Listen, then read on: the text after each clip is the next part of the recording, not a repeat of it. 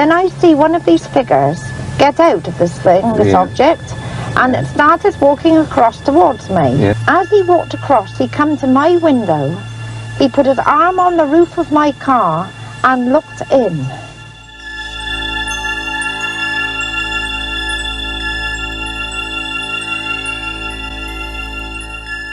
It was around 9 p.m. on November the 14th, 1976, near the ancient city of Winchester in Hampshire. Joyce Bowles, a then 42-year-old mother of 4 and railway clerk, set out in her nearly new white Mini Clubman Estate car with her friend Ted Pratt, aged 58, as a passenger. They were driving a familiar route to the small hamlet of Chilcombe to pick up Bowles' son, a trip that Joyce had made countless times and knew like the back of her hand. "I saw 2 lights," she said. "The first was higher than the second. Although they were orange, they were redder than the sodium lights," she later recalled. Adding, "I drew Mr. Pratt's attention to them, and Pratt confirmed seeing the strange lights. In fact, he described the glow as a bright orange-red object some 40 feet long, flying about 800 feet high, a quarter of a mile away." The 2 lights bobbed in formation above a field and then slipped out of view behind roadside trees as the car advanced. Unknown to Bowles and Pratt, this was only the first hint of an inexplicable encounter that would occur.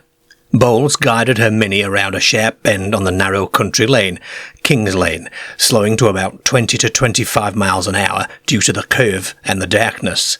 And just then, without any warning, the car began to shudder violently and lurched to the right, towards the shoulder of the road. Bowles felt an uncanny heaviness in the air, as if some unseen force were pressing down on the vehicle. The Mini veered off the tarmac and onto the grass verge alongside the road, seemingly under its own impetus. Bowles instinctively lifted her foot off the accelerator, but the engine only revved higher.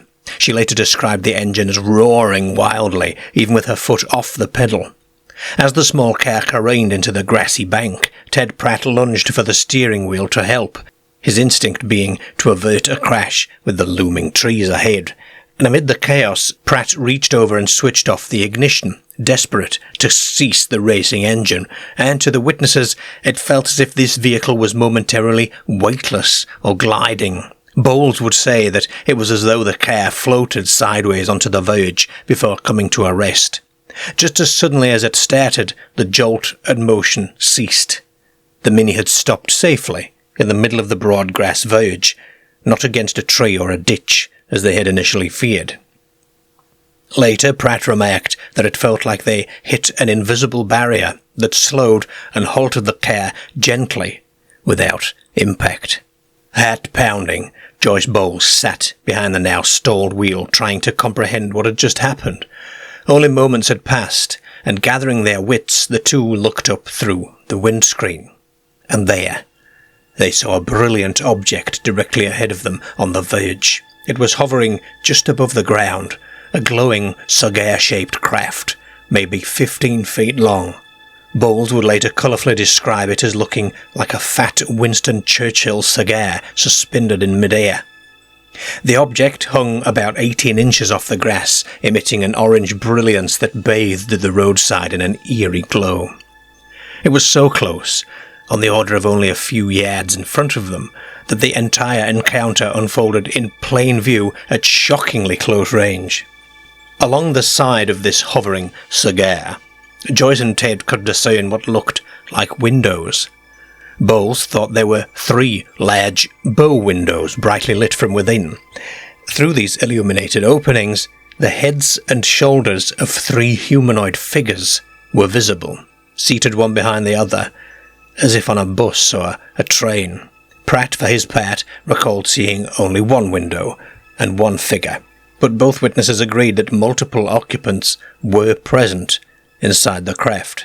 That was when we see... Well, then sorry, yes? That was when we see what I shall say a cigar-shaped object hovering in front of us. Inside were 3 figures.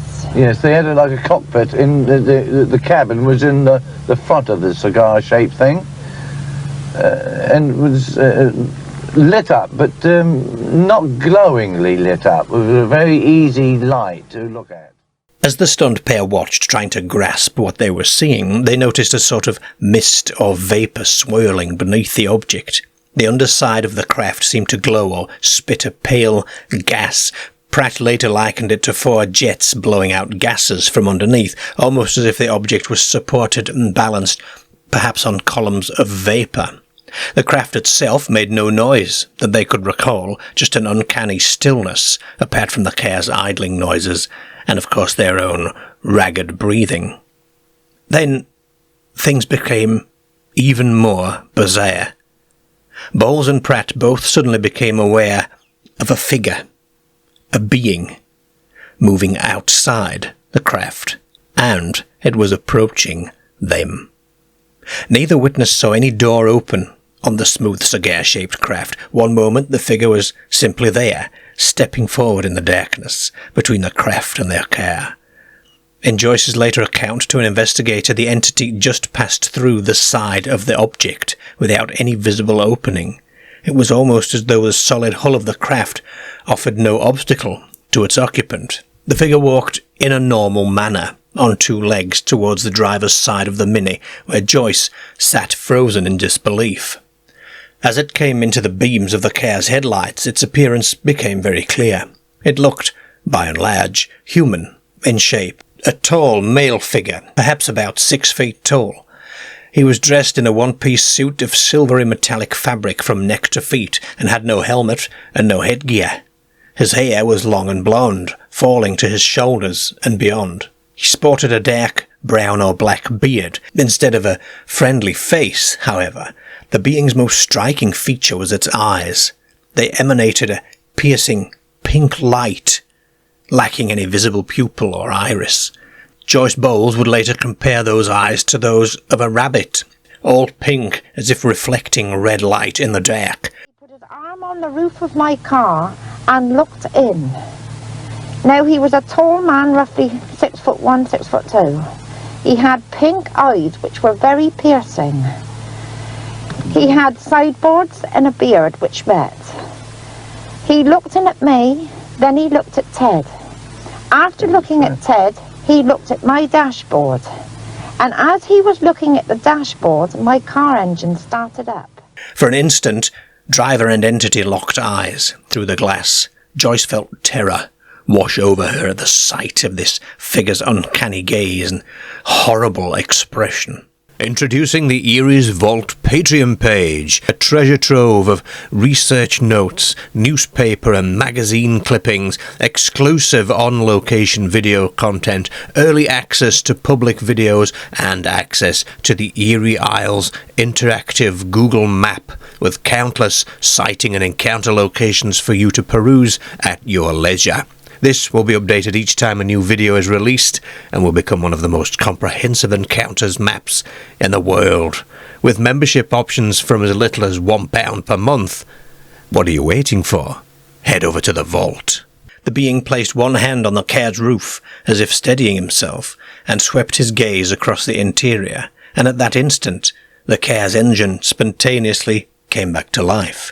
The headlights now seemed somehow many times brighter than usual. The sudden flare of light was so intense that Bowles and Pratt later thought the bulbs might burn out from the overload. It was as if an unseen surge of energy had coursed through the vehicle at the being's command. Startled and convinced they were face to face with something not of this earth, she shrank away from the window. Ted Pratt, in contrast, who had a known heart condition, found himself feeling unexpectedly calm at that exact moment. The panic and chest pains he might have expected never came.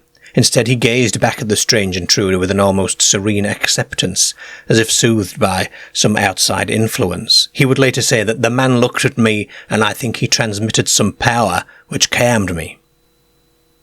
This astonishing claim that the entity's mere look induced a sense of peace is one of the very many curious psychological footnotes of this encounter.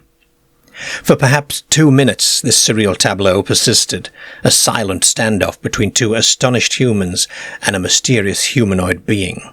It's easy to imagine those minutes feeling like an eternity to Joyce and Tate. Then, just as abruptly as he had arrived, the bearded figure broke away. Without a word or any apparent gesture, the entity straightened up and began walking towards the rear of the car. Bowles feared the stranger might attempt to enter on the passenger side or do something unpredictable. She braced for the worst, but when Pratt craned his neck to look over his shoulder, the figure was nowhere to be seen. In the span of a second or two, the mysterious man had vanished. Just ahead, the hovering craft had also gone. The orange glow, the cigar shape, the windows with the 3 occupants, they'd all disappeared into the night as inexplicably as they arrived. Joyce and Ted took a few moments to collect themselves and confirm with each other that they had both witnessed the same astonishing thing. Determined, of course, to leave the area, Joyce attempted to drive away from the scene, but she found the car wouldn't move. She shifted the car into first gear and pressed the accelerator, but it remained stubbornly in place. It felt, Joyce said, as if an invisible barrier was holding it back. Joyce disengaged the gears and turned the engine off completely for a few seconds. And taking a deep breath, she tried once more, and this time the car rolled forward freely. Joyce manoeuvred the Mini off the grass and back onto the pavement of the lonely road. The encounter was over. An overwhelming mix of relief, adrenaline, and confusion swept over the two friends as they accelerated away into the night. It was 9:25 p.m. when they finally arrived back at Joyce's home in Winchester, only a half an hour after they had left, although to them it felt like a lifetime. In the aftermath, Joyce Bowles and Ted Pratt gave remarkably detailed testimonies about what they encountered, accounts that investigators painstakingly recorded. Their recollections provide a vivid window into this experience. Joyce, an outgoing and straightforward woman by nature, was adamant about what she saw. In interviews and written statements, she didn't shy away from the implausible-sounding truth as she believed it. Incidentally, since this happening, I have had a telephone call from a person from London telling me on no account am I to say anything to anyone about this, what we've seen, because I should be having a government official come round to see me. And after all, this is England and this is a free country and I will speak and say what I want, which is the truth. Ted, a quieter man who had retired because of ill health, confirmed the core details and added his own perspective on certain points. One of the first things that Joyce emphasised was the appearance of the UFO itself, the fat Winston Churchill cigar.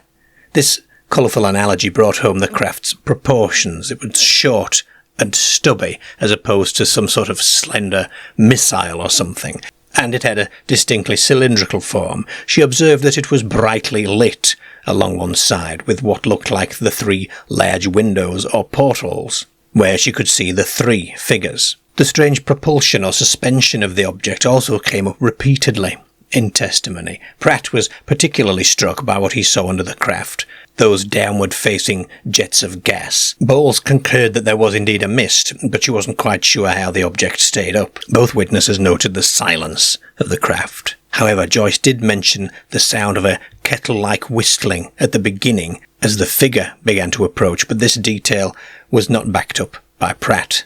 And the description of the being was incredibly similar. He looked just like a human, they said. He walked upright, he moved naturally. His outfit really is what set him apart. Pratt said it was something like a boiler suit. Joyce said that the clothing shimmered as if shaken by the wind. In other words, the suit had a sheeny, reflective quality that gave an illusion of rippling movement, even though the night air was pretty still. Both witnesses agree there were no visible seams, fasteners, nor any kind of insignia on the suit. It almost seemed moulded onto the figure's body, smooth and featureless. The being, whilst fundamentally human-like in form, clearly wasn't dressed for any ordinary earthly task. The face was described as pale and oddly striking, a long, sharp nose, a pointed beard at the chin, and shoulder-length blonde hair swept back from the brow. And of course, those inhuman eyes. The piercing pink eyes, lacking an iris or pupil that she could make out. Like a rabbit, she said. The Winchester encounter didn't end when Joyce drove that car away, at least not in terms of its impact on the witnesses. Both Joyce and Ted experienced lasting psychological effects from their close brush with the unknown, and in the hours, days and weeks following the incident, their emotions and behaviours, and even their credibility, would be put under the microscope. This scrutiny came from both within, as they processed the shock themselves, and from without, as investigators and media probed their story. For Joyce, the dominant emotion was fear, plain and simple. Even once safely home, she was badly shaken, and upon arriving at her house, she rushed inside to tell her husband what had happened. Her voice was reportedly trembling, her demeanour frantic. Her husband, hearing the incredible tale and seeing her distress, took her absolutely seriously. In fact, it was him that took the initiative to call the local BBC television station that very night to ask if anybody else had reported strange sightings. She later admitted to investigators that after dropping Ted off and collecting her son, she deliberately chose to drive back home along the same route where the encounter had happened. This decision actually puzzled researchers, because if you were so traumatised by it, why would you do this? Joyce's reasoning wasn't entirely clear even to herself. Perhaps in the company of her son, and with the event over, she felt a need to confront the place again and prove that she could. Or perhaps shock had given way to some sort of curious bravado. In any event, nothing actually happened on the drive home, and they made it back uneventfully. With the public telling of their encounter came social pressures, of course. On one hand, many people expressed support, or at least fascination, but on the other hand, inevitably, as us YouTubers know in our YouTube comment section, some detractors just snigger or accuse people of hoaxes or hallucinations. Joyce, in particular, as a woman in the 70s claiming a spaceman sighting, risked becoming an absolute laughingstock. Investigators noted that she braved this risk with absolute fortitude. She stuck to her story, even under sceptical questioning. This resilience is certainly due in no small measure to her personality. She was described by Lionel Beer, a BUFORA investigator, as an extrovert and no-nonsense person, and you can tell that from the interviews. One interesting twist on this is that it emerged during the investigation that this wasn't Joyce's first brush with the unexplained. In fact, she had reported other paranormal encounters in the past. She had mentioned having witnessed odd phenomena in her home and around Winchester before 1976. The first thing I saw was a lady, a nun, up in my bedroom. She was dressed in all black, and I just glanced across and see her stood by the bottom of the bed, towards the wardrobe. How did you feel when you saw this? Well, I went cold.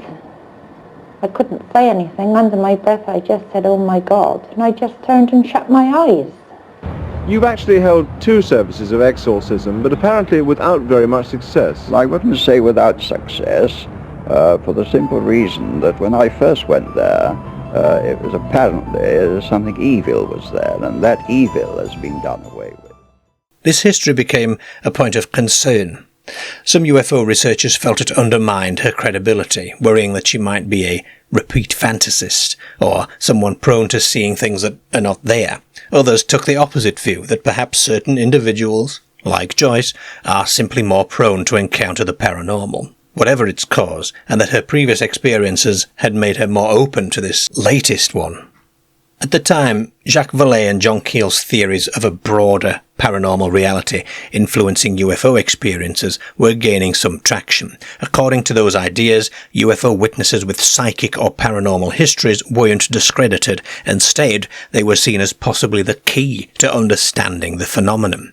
Jenny Randalls from BUFORA, who interviewed Joyce, noted this debate. She pointed out that Bowles' honesty about her prior encounters was of note. Joyce freely admitted she'd experienced odd things before, which isn't what a clever hoaxer looking to be believed might well do. To some investigators, this suggested incredible sincerity, even if it did complicate the picture of why Joyce was having such encounters. In the wake of the media coverage, other local witnesses began to contact authorities to report strange sights in the sky that came that night. The Daily Mail conducted its own investigation, finding multiple people in the Winchester area who claimed to have seen an orange UFO in the sky on November the 14th, 1976. Learning of these reports bolstered Bowles and Pratt's confidence that they weren't alone in seeing something so unusual. However, along with this validation came some pretty ominous pushback. In a rather unsettling development, Joyce reported that she received anonymous phone calls warning her to keep quiet about what she saw. On 2 occasions, not long after the incident, a man claiming to represent the government phoned her. He delivered a blunt message: "Do not speak about what happened."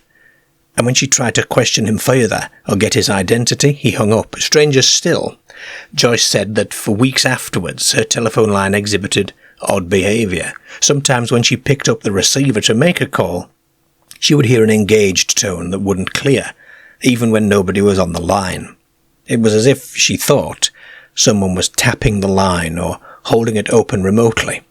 These classic Men in Black style intimidation tactics spooked Joyce. For a short while she grew anxious that they didn't want her talking, whoever they might be. However, in keeping with her forthright personality, she continued to share her story with researchers and journalists. If anything, the mysterious calls strengthened her resolve.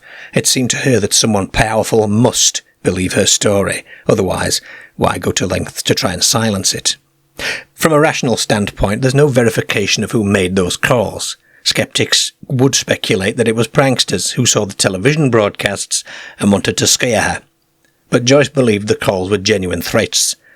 The psychological effect of this cannot be understated. It added a layer of paranoia and intrigue to her experience. Not only had she seen something incredible, but now she felt watched in the aftermath. Eerie's Vault Live harks back to the old talk radio days. It's a live phone-in show streamed on YouTube. Callers can tell us their own encounter stories, give us their opinions about known cases, or just sit back and listen to the show. With special guest interviews, listener stories, and updates from the vault, this is one not to miss. Keep your eyes on the community page here on YouTube for updates on the next broadcast dates and guest slots. UFO investigator Jenny Randalls, after interviewing them, commented on their ordinariness and lack of guile. She and others conducted separate interviews to see if their stories diverged at all. Joyce and Ted remained remarkably consistent. They supported each other's accounts on key points. There was no embellishment as time went on. If anything, they started getting weary of repeating the same details. Their mental state was evaluated informally by some investigators. Randalls had a background in psychology and often assessed a witness's demeanour, for example. Both were found to be sincere and sane, by all appearances. Frightened at first, yes, but neither exhibiting signs of delusion or attention-seeking behaviour, beyond a normal desire to find answers. Pratt in particular seemed to shun the limelight. He participated out of a sense of duty initially to set the record straight. The encounter of Joyce Bowles and Ted Pratt didn't remain merely a sensational story in the grapevine. It quickly became the subject of intense investigation in Britain's UFO research community. Multiple investigators from different organisations descended on Winchester to interview the witnesses, examining the care and the site and to assess the credibility of the entire thing. The result was one of the most thoroughly documented UFO close encounters of its era, with findings published in the February 1977 issue of the Flying Saucer Review, as well as a BUFORA journal. The Flying Saucer Review dedicated significant coverage to it, including 4 separate articles analysing it from different angles. Leslie Harris, an investigator from the Bournemouth Unexplained Phenomena Research Group, authored the initial report titled UFO and Silver-Suited Entity Seen Near Winchester. Harris had been among the first on the scene to talk with Bowles and Pratt, and his write-up in FSR focused on establishing the timeline and facts of the incident in a sober and journalistic style. It was Harris who quoted Pratt's striking line about the calming power of the entity and documented details like the roaring of the car engine. Harris's piece reads as a methodical account, sticking close to the witness's testimony and noting areas of uncertainty. For example, he highlighted the discrepancy in how many windows each witness reported. Another article in the Flying Saucer Review was by Richard Nash, a BUFORA field investigator who conducted a lengthy tape-recorded interview with Bowles and Pratt. Nash's article was largely a transcription of this interview. This provided readers and fellow researchers a direct window into how the witnesses described the events in their own words, question by question. And through Nash's transcript, you could hear Joyce and Ted's story flow with all the little nuances, Joyce's colloquial expressions in her Wessex accent, Ted's interjections and clarifying points, and the pauses and emotions in their voices as they recalled certain moments. This transcript was invaluable for analysis because it captured the details that a summary might easily miss. Joyce told him that the being was about 6'4", like a fringe of hair on the front, with the hair flicked up at the back, pink eyes, a longish nose, sideboards more or less adjoining the beard. He was just looking into the car at me. I would say that it was a boiler suit he had on. It was silvery, very much similar to bako foil. It was sort of shimmering all the time, and like on a windy day when your clothes are just sort of blown outwards. That's exactly how it was.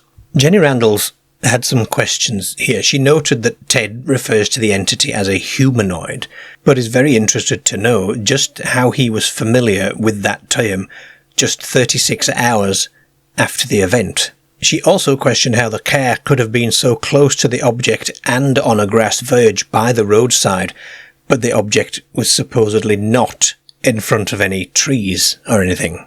She noted that another report states that both witnesses were looking back to see the entity walk around the car. However, Mrs. Bowles had quite clearly stated that she'd had her eyes closed and was huddled close to Mr. Pratt. There's some uncertainty about the size of the object. On the tape, it was described as 15 to 16 feet. However, there are some other reports with different sizes in them, one of which that says 15 yards. It's all very intriguing, and I must say I really do enjoy the follow-up of these things just as much as the story of the encounter themselves. And one of these other reports is from Frank J. Wood, the BUFORA investigator who examined the vehicle and also delved into a few other matters of interest, let's say. Wood's report, beyond the technical care inspection mentioned earlier, explores avenues like, could this have been a military experiment or prank? He actually contacted local authorities and RAF bases to inquire about any aircraft or activities in the area at that time, and, yes, all came up empty. Woods did consider and essentially ruled out the possibility that headlights from another car coming towards them, distorted by mist, could have created an illusion. That theory completely falls apart when you factor in the humanoid and the car's independent behaviour. In Wood's analysis, no conventional explanation fit the totality of evidence.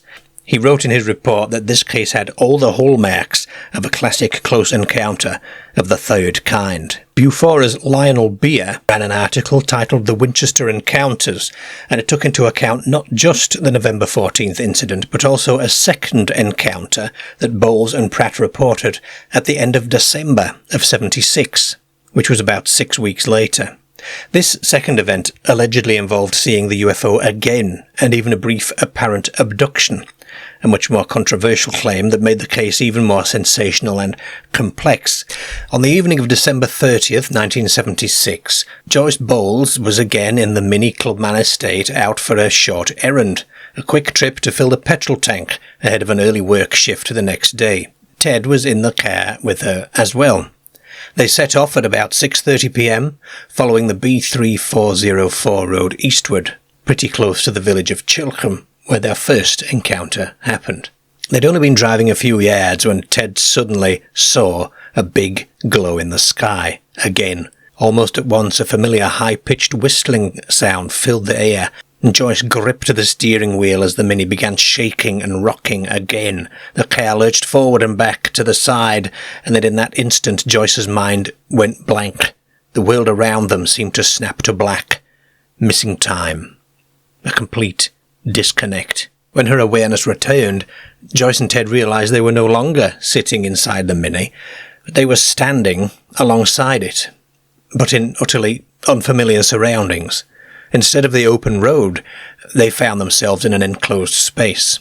A room bathed in soft light, with smooth metallic walls. It dawned on Joyce that they were likely inside the very craft that they had seen moments before. Later she would struggle to articulate how they got from the rocking car to this strange room. One moment they were fighting for control of the Mini on the road, and the next they were just there. The interior space was clean and sparse, and illuminated with a diffuse light source that they couldn't locate. The Mini was in the room with them. 3 humanoid figures stood nearby, watching the 2 perplexed earthlings. Joyce's eyes widened. These figures looked familiar, strikingly similar in fact to the ones that she and Ted had glimpsed in the original encounter. They all wore the same style of suit, a kind of shimmering silver boiler suit with the collar extending high to the neck. One of the 3 men had a beard, and he was about 6'4", she said, with long blonde hair and pink eyes.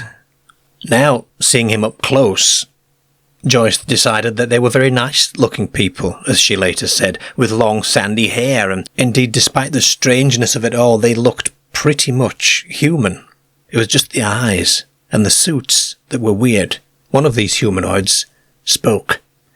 The language at first was unintelligible, a flurry of sounds that neither Joyce nor Ted could place, a foreign language, as Joyce later described it. Then, as if realizing their guests couldn't understand, the beings switched to broken English. It was Ted that found his voice first. He couldn't help but ask, why us? Why had these strange visitors singled out Joyce and Ted, not once, but twice?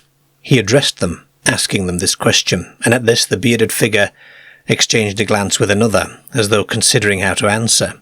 The response, when it came, was cryptic, and only partially understood.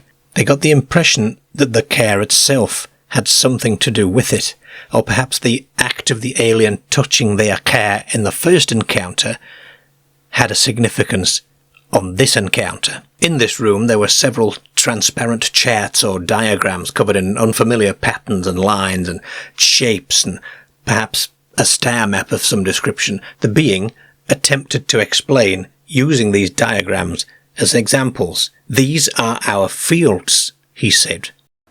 The aliens told them that this was their field. Why would this be so? The strange thing is, if you don't believe their story, it seems incredible to think that they ruined 2 marriages to bring this to people's knowledge. They were having a love affair.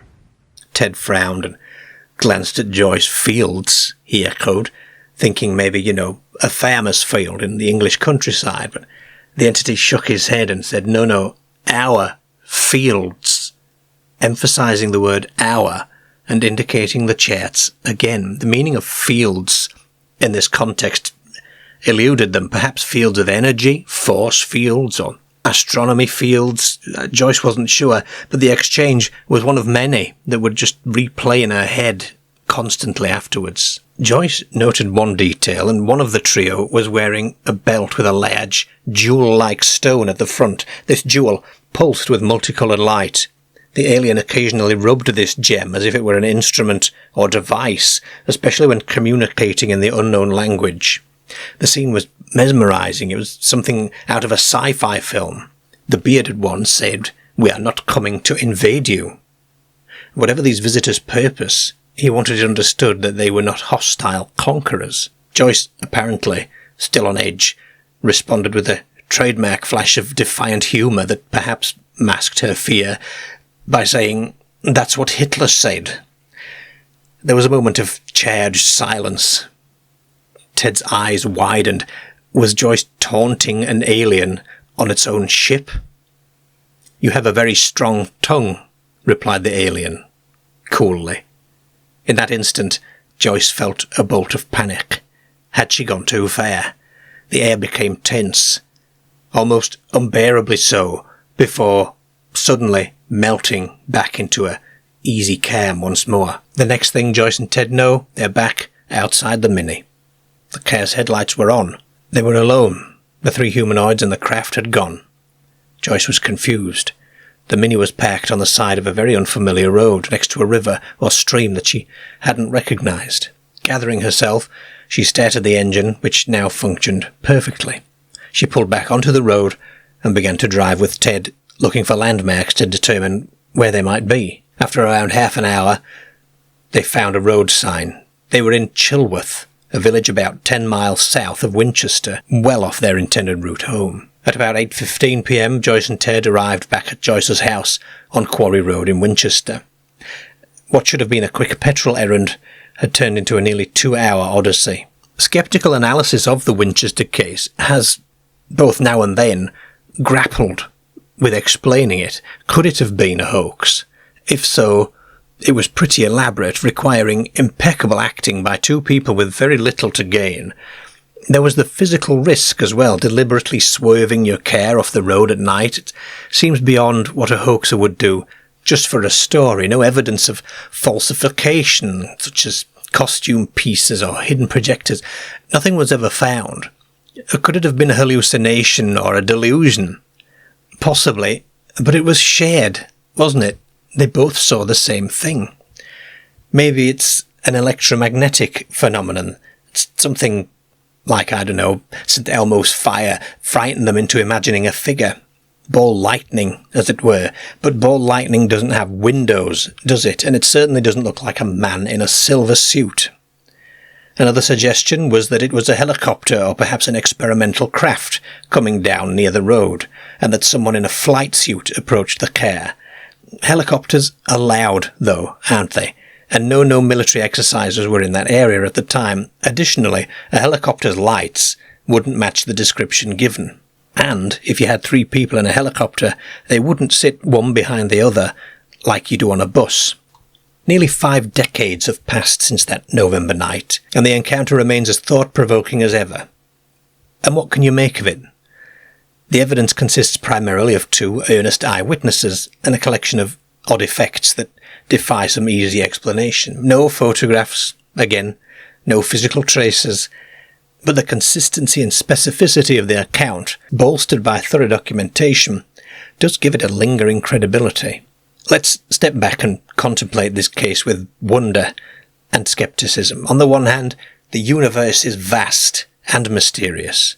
Encounters like the one Joyce and Ted described invite us to consider that we may not be alone, or that reality may be much, much stranger than our everyday perceptions. The image of a bearded, human-like figure in a shimmering suit appearing through a solid craft wall, gazing with pink eyes at 2 astonished travellers, sounds like science fiction. But it's exactly what these very normal people recounted. I find these details fascinating. The small, cigar-shaped craft, the apparent telepathic cam, the electromagnetic havoc on the car.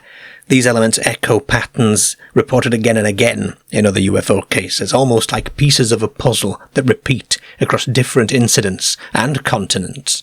For instance, car engines dying or headlights flaring around UFOs have been noted in classic American cases of the 50s and 60s. Humanoid occupants with anomalous eyes and silver suits were described in European encounters of the 70s. The Winchester case fits into this global mosaic, and that in itself is as intriguing as the fact that there was a English flap. Hardcore skeptics might argue that human perception is, of course, fallible, and there's nothing wrong with that argument, and 2 people can reinforce each other's misperceptions. However, Ted did correct Joyce on several occasions, and did openly admit that he'd seen and experienced slightly different things. No prosaic explanation has ever satisfactorily explained the case. No hoaxer or prankster has ever come forward to confess. From a narrative perspective, the Winchester UFO incident has all the elements of a classic mystery story, except an ending. We've got ordinary protagonists, drama, confrontation with the unknown, investigators assembling clues, some Men in Black activity, abductions even, but we don't have a final chapter that tells us what it was. We just have the story, and the warning that they'll be back. So we end not with a firm answer, but again with a question. What really happened that night? The only real clue to what might be going on lies in the reports themselves. And in this report, the clues challenge our understanding and inspire our curiosity. It's a story to be savoured by anyone fascinated, like we are, by UFO history or scientific skepticism. It's rich in detail, it defies closure. and as the lights fade on this strange tale, we're left with one foot in the known world and one in the unknown, pondering, as always, the ultimate question: are we alone?